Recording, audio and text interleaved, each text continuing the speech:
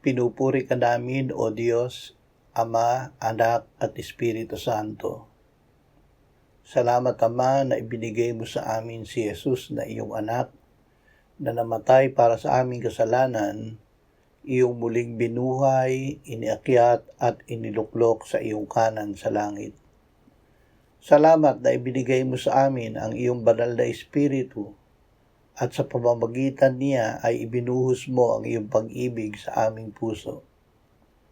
O Espiritu Santo, gawin mo na kami bilang pamilya at iglesia ay mamuhay na nagkakaisa sa pag-iibigan ng pag-ibig ng Diyos at ni Jesus na inilagak mo sa aming puso. Amen.